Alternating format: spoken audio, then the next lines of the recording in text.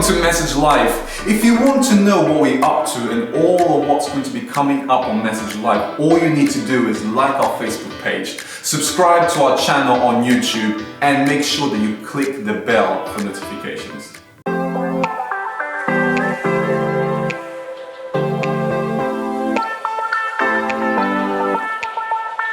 Hello and welcome to Grab a Towel, where we're discovering what it means to lead like Jesus every single day. I don't know about you, but this blows my mind. The Son of God left heaven not to spend time in a palace, but spent his whole life serving and loving others. He served the lost, and the least.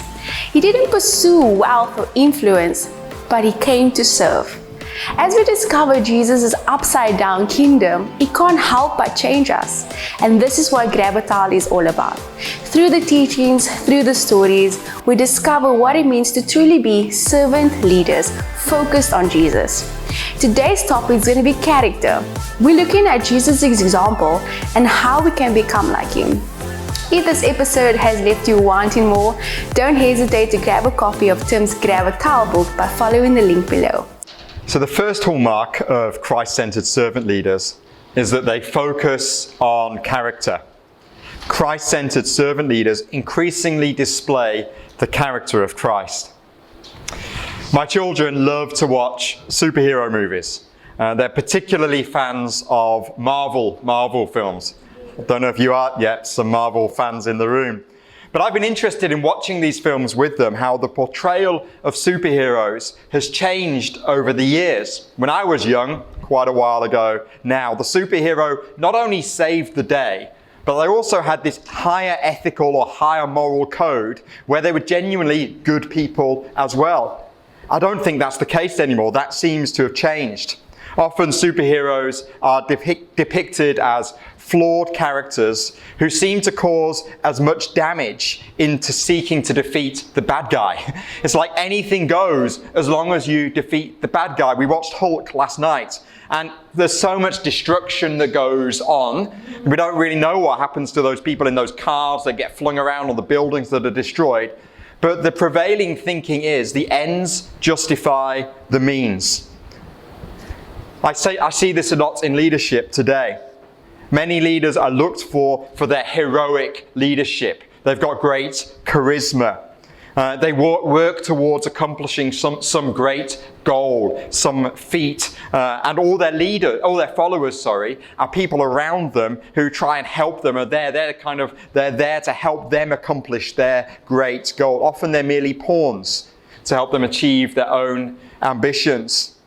The problem is, the destruction that is caused along the way.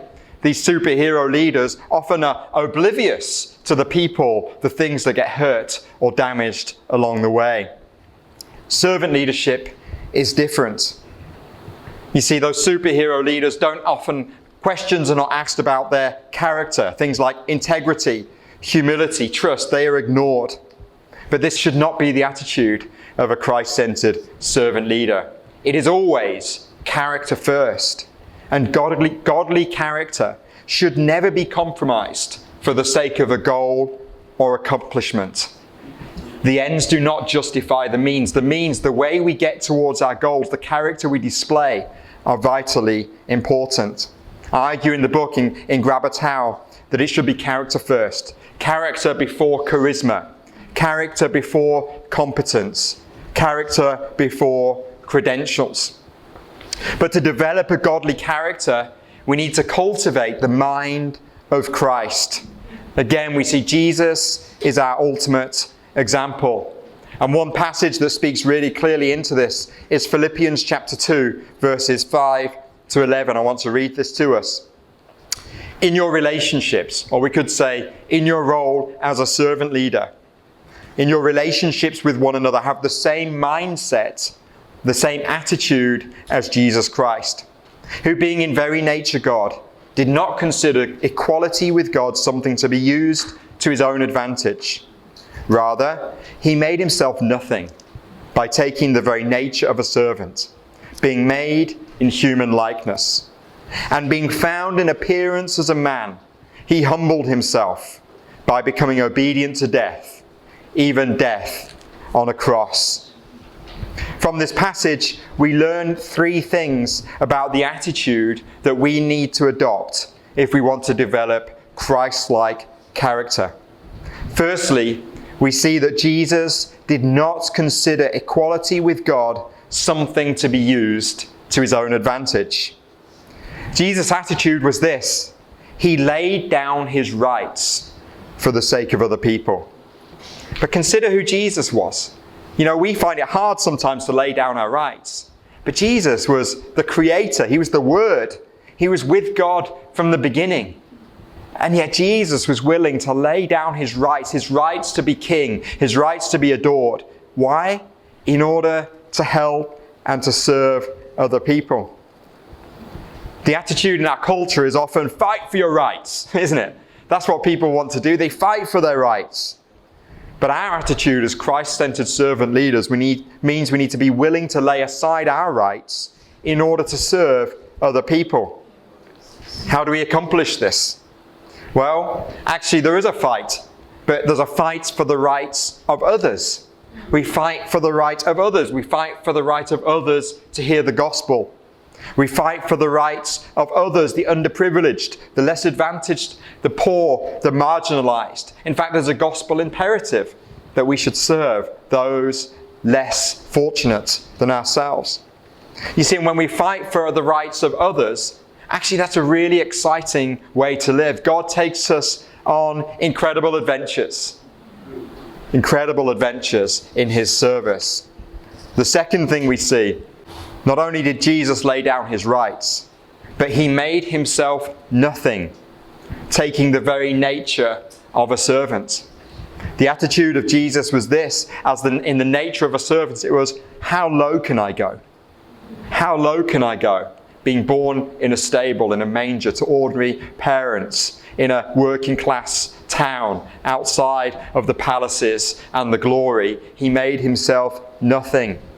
And then, as we saw, he washed his disciples' feet. He grabbed that towel, no matter who was in the room. The attitude in our culture is very different, isn't it? It's how high can we go? We want to climb the corporate ladder. We're achievement focused. But our attitude means as Christ-centered servant leaders, needs to be one of self-sacrificial service. One rapper in the UK, he said, the way up is the way down.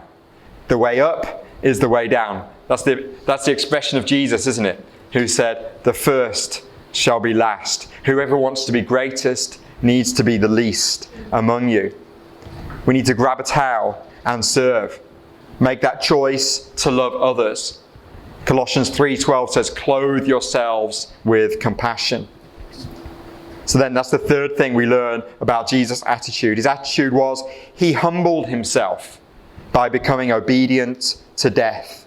Humility demonstrated his obedience to God. One commentator says this: in Jesus' time, a humble man was despised. He was considered weak. But Jesus taught that the humble man is, in fact, the strong man spiritually. He may be despised by men, but he is honored by God. Jesus' humble obedience was costly. It did cost him his life. But he was motivated by a goal that was before him. That goal in Hebrews 12 says, for the joy set before him, he endured the cross. He was obedient because there was a joy. You know what that joy was? It was you and me coming into relationship with the Father. That's why he could be obedient. That's why he had humility. The attitude in our culture is this: look after number one. Don't be a walkover. You know, for the men in the room, often we're told that humility is weakness and we're to be strong. But actually, if we follow the example of Christ, we see that humility is actually strength. It's the strength to obey God no matter what. The strength to obey him and put him first. Humility is not weakness. Humble people are not walkovers, forced to do the bidding of others. Humble people have the character of Christ. And just as courage is not macho bravado, true courage is being willing to go against the flow and obey God and trust him with the outcome. How do we demonstrate this? How do we demonstrate humility? It's simple. We do humble things. We do the things that we think are too demeaning. We do the things that others are refusing to do. We do the humble tasks, the unseen things, the dirty things, the things that we think others may even criticize for us, but we do it as our service to the Lord. This passage makes it clear that Christ could never have fulfilled his destiny if his character has contradicted his calling.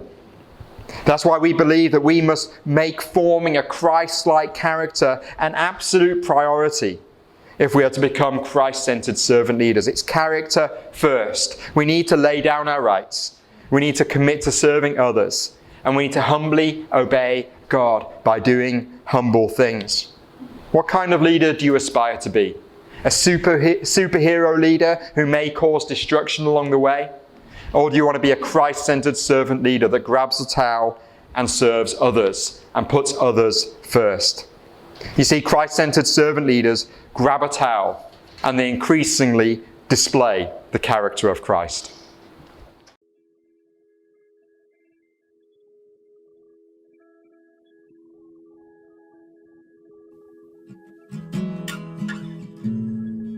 I grew up in the Athlone area, in a place called Vanguard Estate. I grew up in a dysfunctional family. When I say this, I mean my mother and my father was there, but my father wasn't an active father at the time due to he also suffered from substance abuse. He was a very violent man. He wasn't very supportive. He wasn't there when I played soccer matches. He never walked with me to school, and those are the things that you need as a young man growing up, because those are the things that affirms you. It gives you a sense of belonging, and you know that you feel loved when your father is there for you. Due to the abuse that happened at home where he beats my mother up, it caused a lot of anxiety inside of me, and when I went to school I started stuttering. I couldn't speak properly. Children started to make fun of me, and this was my journey through school. Because of all those things, it built lots of anger inside of me, always feeling like I needed to belong to something. I needed approval from someone.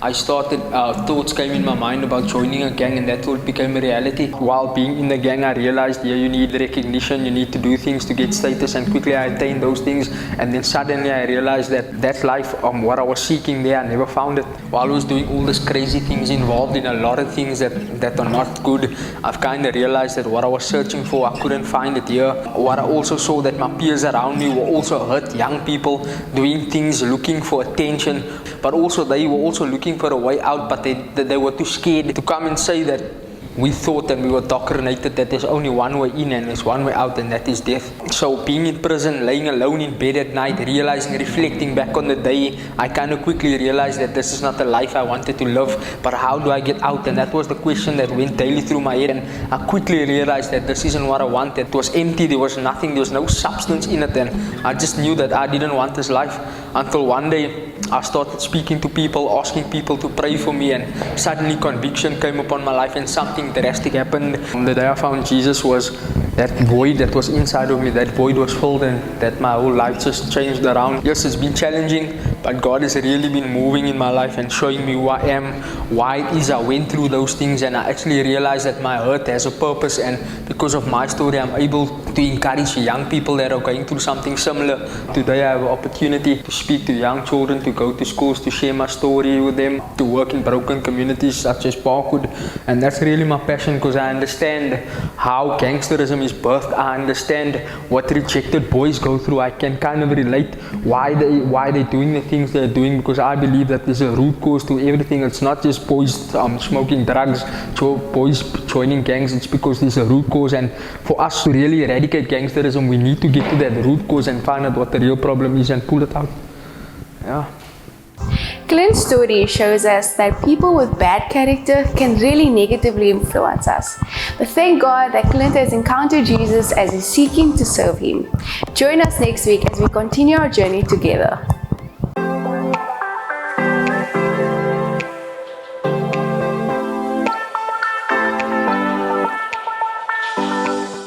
We hope that you enjoyed the show. Make sure you don't miss out on what's coming up on Message Live. All you need to do is like our Facebook page, subscribe to our YouTube channel, and click the bell to receive notifications and the latest news of Message Live.